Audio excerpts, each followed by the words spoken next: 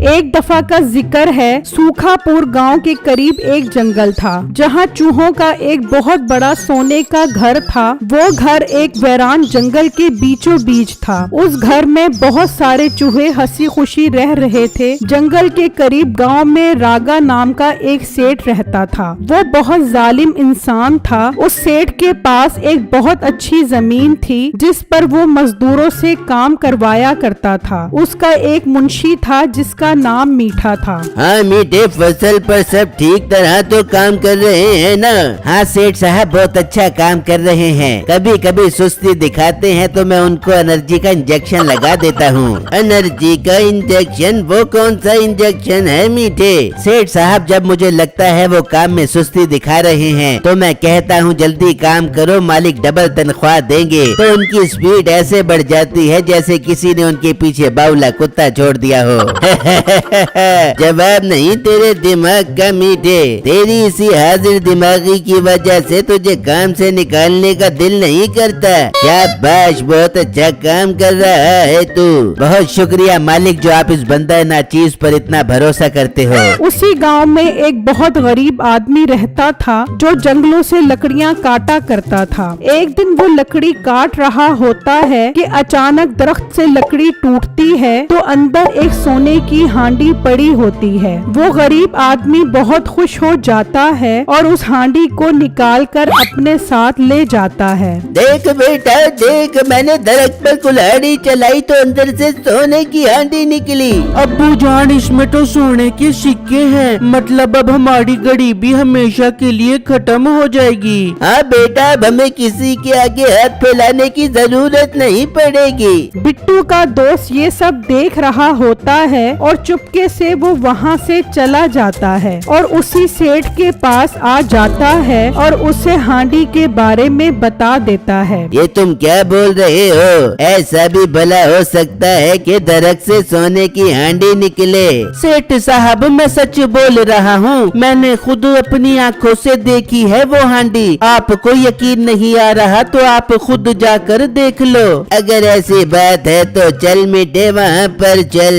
वो वहाँ से निकल जाते हैं। अब आएगा मजा। सेठ तो उनके पास वो हांडी नहीं रहने देगा। हम गरीब रहे और बिट्टू अमीर हो जाएगी, मैं नहीं होने दूंगा। वहाँ जब सेठ पहुँचता है तो उसके हाथ में सोने की हांडी देखकर हैरान रह जाता है। अरे वाह, वो लड़का तो बिल्कुल ठीक कह रहा था। इस बाबे को तो वाकई सोने की हांडी मिली है। लाओ ये हांडी मुझे दे दो।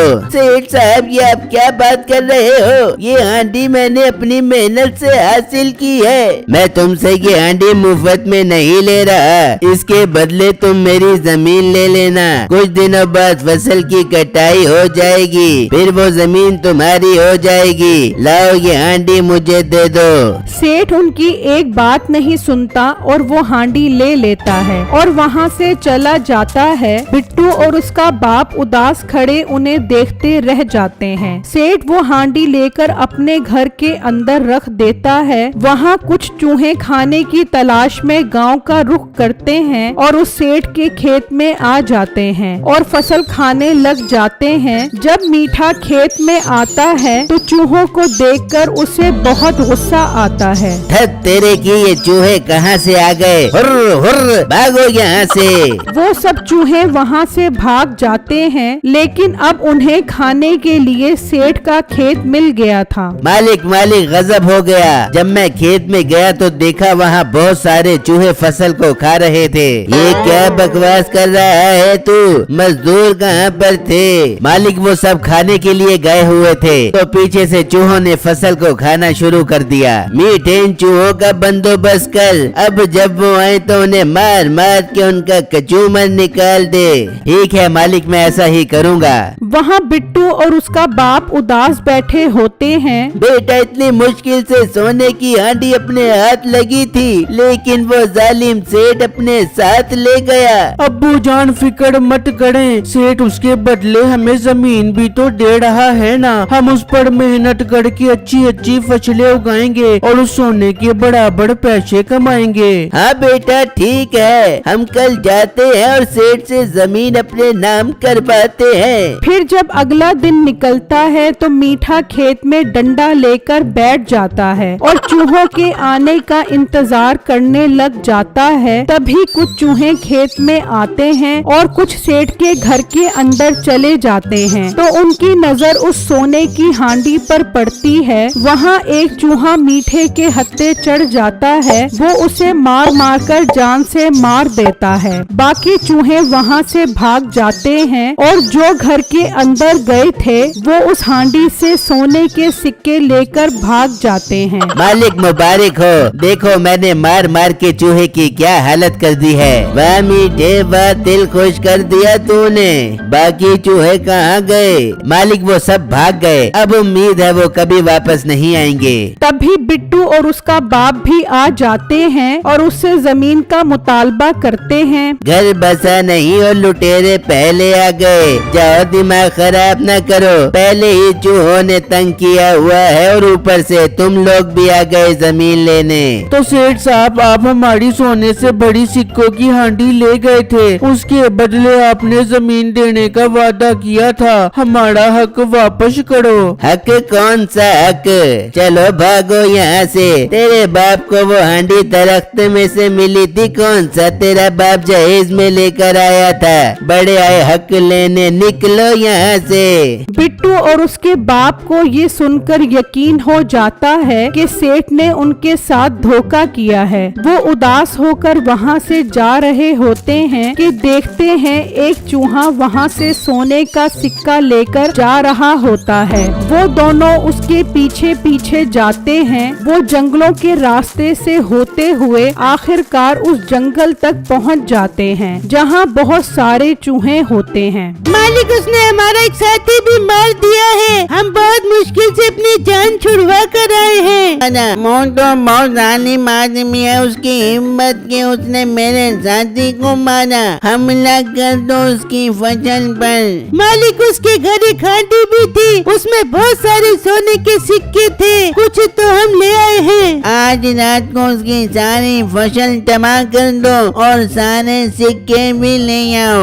बिट्टू और उसका बाप ये सारा मंजर बहुत हैरत से देख रहे होते हैं। वो आंख बचाकर चुपके से वहाँ से निकलते हैं। वहाँ सेठ चूहों की वजह से बहुत परेशान होता है। मीठे, वो चूहे बाज नहीं आएंगे, तूने उनका साथी मार दिया है, वो दोबारा जरूर आएंगे, इसलिए उनका मसला हमेशा के लिए हल करना होगा। उन सब चूहों को जाल में पकड़ना होगा। मालिक, आप फिक्र ही मत करो, मैं आज रात को ही जाल लगाकर उन्हें पकड़ूंगा। फिर जब रात होती है तो मीठा जाल लगाकर बैठ जाता है और चूहों के आने का इंतजार करने लगता है। तभी वहाँ बहुत सारे चूहे आ जाते हैं और बहुत सारे चूहे सेठ के घर के अंदर चले जाते हैं। मीठा जाल छोड़ देता है और काफी सारे चूहे जाल में फंस जाते हैं, लेकिन बाकी के चूहे सारे सोने के सिक्के ले जाते हैं। अब्बू जान, देख रहे हो ये चूहे साढ़े सोने के सिक्के ले जा रहे हैं। जब सेठ को पता लगेगा कि उसके सोने के सिक्के चोरी हो गए हैं तो वो हम पर ही शक करेगा। तो बेटा, हम उसे बता देते हैं कि सिक्के चूहे ले गए हैं। नहीं अब्बू जान, हमें कोई और हल निकालना होगा